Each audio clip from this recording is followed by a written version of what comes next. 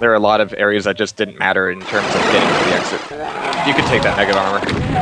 Thank you. I already had one. Bit of a bad way.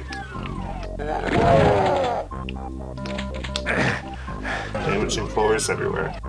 I think it's telling that we're splitting up so often just because everything is so alinear. That sounded like some neat stairs. Oh, this is very E4 and 8. It is, actually, yeah. It's curious. With the wall heights. It's just not wooden, basically. Now, e2m2 is, like, really iconic. Really cratey. And then the first real use of the marble textures, which I love.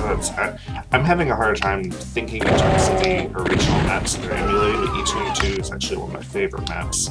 Yeah. It actually does a crate maze correctly.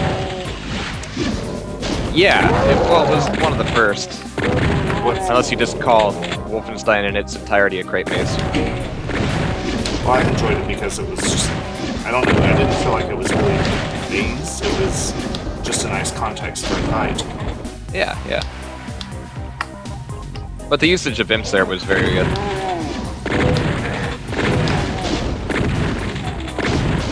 Yes, and the Berserk pack.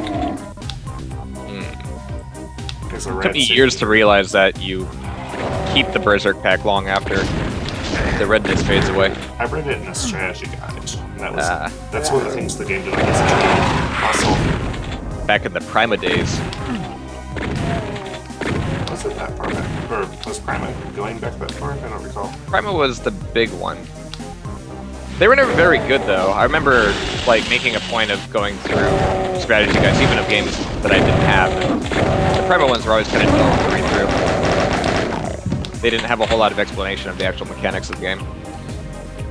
I recall enjoying the Duke Nukem 3D strategy guide simply because they interviewed the developers and...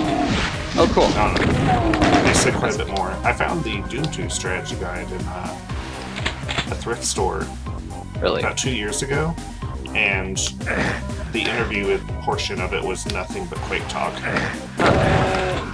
And they were doing things like predicting the internet as we know it. Like they were describing the internet as we have it today. Well, yeah, when you go back and read the original blurb for what Quake was going to be, it was a full-fledged MMO. Long before MMOs like that existed in a non-text-based format.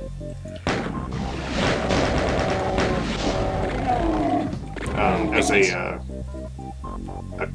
big Quake fan, it was neat for me to read, just seeing what they had in mind.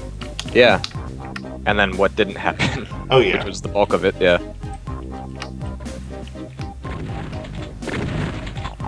Quake's development had all sorts of problems, but at the same time, it still came out because they didn't let themselves get crept up on. Yeah, it's one of the things that makes it difficult to know what we ask for in a new Quake, just because you realize that nobody really knew what was going on to begin with. It's a little bit humbling to find out that a lot of the things that you think are absolutely brilliant were done entirely by mistake. I don't know if humbling was the right word, but I didn't want to go for straight depressing, because it's not exactly.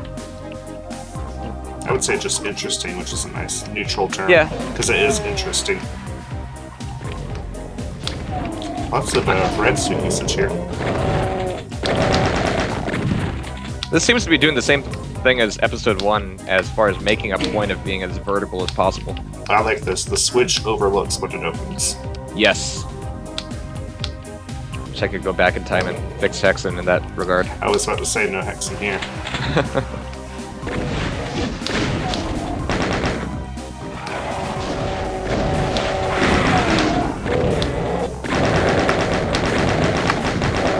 And if you look through these spines, you can see other enemies to attack.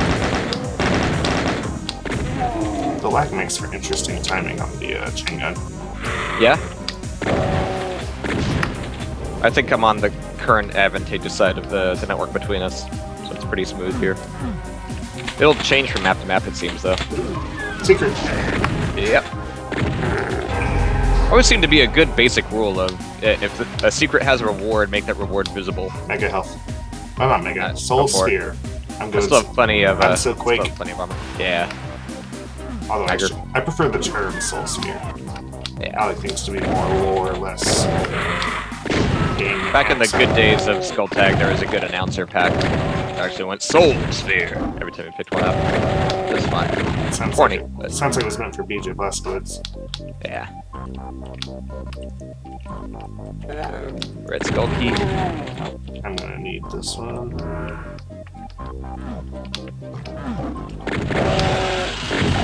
Echo.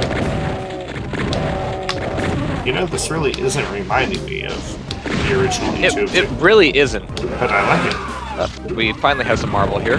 Not exactly a long marble expanse hallway, but...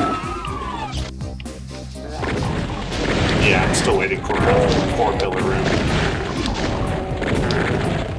Yeah.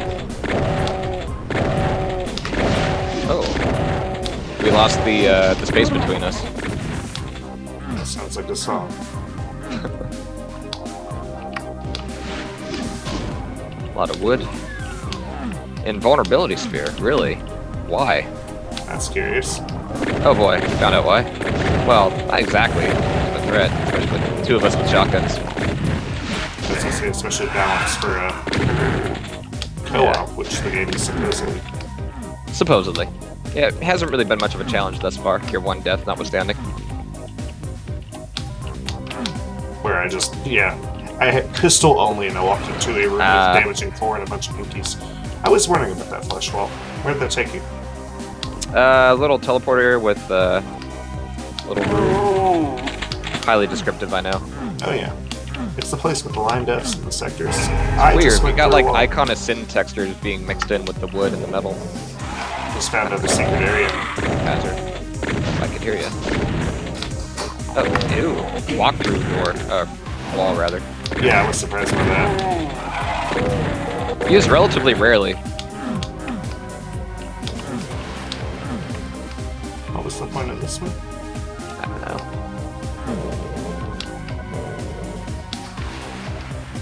Oh.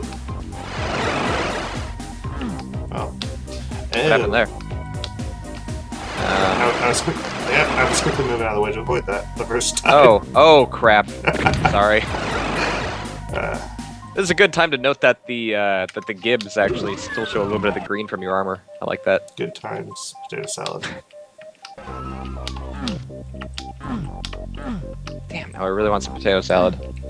Or The availability sphere is yours if you want it, as means of recompense for telefragging you.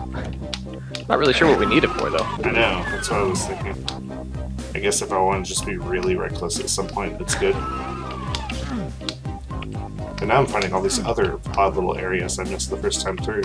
Yeah. So I'm having a hard time getting back to. This map is something, but I wouldn't call it a particularly Sandy Peterson-ish. It's definitely Shores of Hellish. Yeah. Plasma gun and rocket launcher in the same room. Oh, you can only choose one. Choose your Crap. destiny. Which one did you choose? Plasma. Okay. Which I think was the right choice. There are 2 pillars with them both on there, and then the other one crushes up to make sure it's inaccessible. Kinda nifty. Can hear ya. Got plenty of plasma though. I am lost. Likewise. I'm expecting we'll run into each other in any second here. Yeah, I see you right now, actually. Oh, hi. How did I get over here? Okay, I'm raising a floor. Hi again. And here we are. Wow. Kinda nifty. That is nice. I like the way that worked out.